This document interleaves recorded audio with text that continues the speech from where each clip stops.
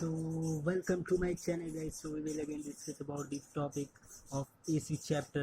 So अभी हम discuss करेंगे हाउस होल्ड करंट के बारे में.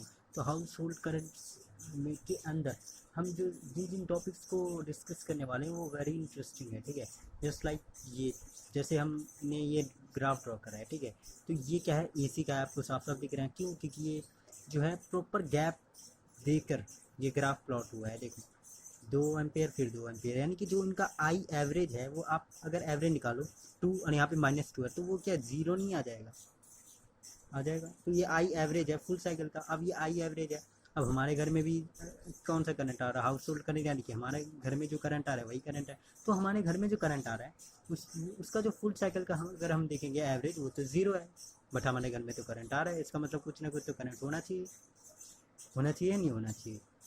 बिल्कुल होना चाहिए. तो उन सारी चीज़ों के बारे में पढ़ेंगे. मैं अभी आपको ब्रीफ आइडिया देने वाला हूँ टॉपिक्स के बारे में. ठीक है, जैसे आई एवरेज हाफ साइकिल है. ठीक है, तो उसको हम आई एवरेज ऐसे भी लिख सकते हैं. ठीक है, और वो 2 एम्पेयर है. ओके, सो ये देखो, ये आई स्क्वायर अगर हम कर दे तो वो 4 एम्पेयर सीधा आ गया. बोला ओके. तो आई हाफ साइकिल का कितना होता है, उसकी कुछ वैल्यू होती है. अब वो क्या वैल्यू होती है वो हम डिराइव करेंगे नेक्स्ट वीडियो में. ओके, सो जैसे ये आपके सामने 2 ग्राफ मैंने प्लॉट कर रखे हैं.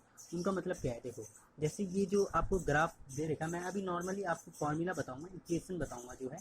ठीक है, उसके बाद हम डिराइव भी करेंगे इन इक्वेशंस को. ठीक है, जैसे ये है, इसमें अगर आपको मैं बताऊं वी का जो होता है, वी यानी कि पोटेंशियल. ऑफ कोर्स पोटेंशियल जो होता है उसका इक्वेशन होता है वी इज इक्वल टू में वी नॉट साइन ओमेगा.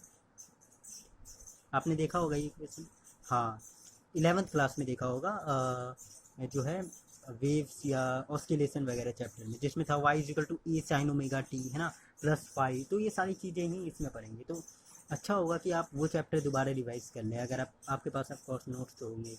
और ई इज इक्वल टू में ई नॉट साइन ओमेगा टी भी लिख सकते हो. अब जो रेगुलर पढ़ते हैं वो उनको पता चलता होगा, ई यानी कि E M F of course.